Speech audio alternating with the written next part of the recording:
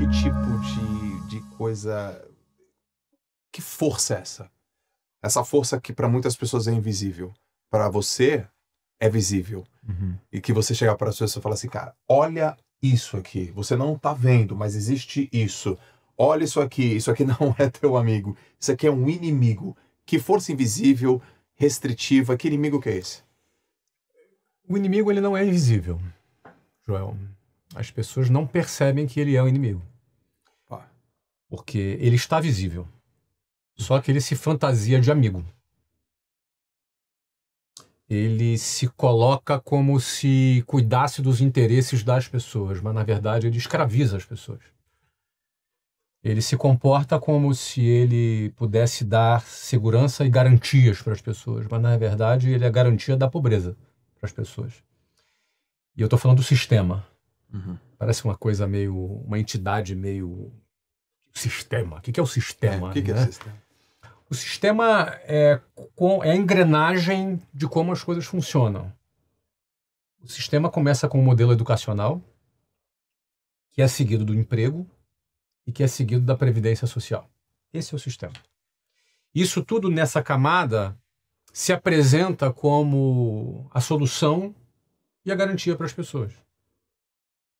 O sistema educacional padronizado pelo MEC é muito ruim, é muito fraco, é muito defasado, então ele não tem condição de dar garantias para as pessoas, ao contrário, é uma máquina de desigualdade social. Aliás, quem tem acesso a uma educação melhor, porque o pai pode pagar, não aquilo que o Estado oferece, tem vantagem. E eu percebi isso cedo quando fui fazer um concurso público, e vi que eu estava muito atrás, embora eu fosse um dos melhores alunos da escola pública. Então eu, com 13 anos de idade, fui fazer um concurso público, e eu era um dos melhores alunos da turma, me dei conta que eu era um dos piores daquele concurso. Então eu me senti enganado. Eu estava seguindo uma cartilha à risca, e de repente, sendo um dos melhores alunos daquela cartilha, eu me tornei um dos piores naquele concurso. E não só não fui aprovado naquele concurso, como eu quase fui reprovado na 8ª série, porque minha mãe deu o salário dela inteiro para pagar aquela escola para mim, e eu não só me deparei com o meu fracasso, mas eu me senti enganado, já com 13 anos. Mas como assim? Porque eu estava numa escola que eu era um dos melhores, como eu posso ser um dos piores aqui? Então estavam me enganando lá.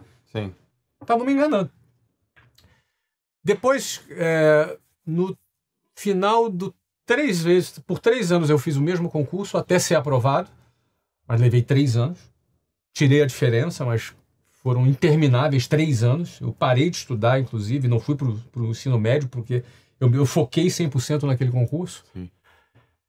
E aí depois, eu indo para a escola, eu pegava um ônibus que passava numa rua, que se chamava Avenida Suburbana, no Rio de Janeiro, e essa rua é uma rua cheia de bancos. E eu percebi que, numa determinada data do mês, aqueles bancos ficavam com uma fila interminável, rodando o quarteirão. E eu achava estranho, eram só velhinhos, né? Naquela fila. E uma vez eu perguntei para uma pessoa dentro do ônibus, os ônibus eram lotados, eu em pé, do lado de uma pessoa, eu tomei coragem e perguntei para aquela pessoa do que se tratava aquela fila. E ela falou para mim, aquilo ali é a fila da aposentadoria. Eu olhei para aquela fila da aposentadoria, vi um monte de velhinhos, um calor de 38 graus no Rio de Janeiro, com uma sombrinha, né, com um guarda-chuva, naquele calor, esperando para receber a sua aposentadoria, que certamente era uma mixaria. E aí eu me lembro, quando eu olhei para aquela fila e falei, eu nunca na minha vida vou estar naquela fila. Nunca eu vou entrar nessa fila. Porque aquilo ali é o quê? É a fila do último estágio da vida de quem está dentro do sistema, que é a aposentadoria. E olha que naquela época não é como hoje. Naquela época se aposentava com 50 anos, depois teve reforma da Previdência, passou para 60, depois teve outra reforma. E vai ter outras, porque a conta não fecha. É um modelo falido, é um modelo que promete garantias, promete segurança, mas é um modelo completamente falido. A conta não fecha da Previdência e não vai fechar. É impossível fechar. É uma questão matemática. Então, no fundo, esse inimigo, ele se apresenta como amigo, mas na verdade ele é inimigo. Por que é inimigo? Porque o cara passa 10, 12 anos estudando nesse modelo que é falido, depois ele vai para um modelo trabalhista que explora a pessoa. E aí não é empresário que explora a pessoa, é um modelo que explora.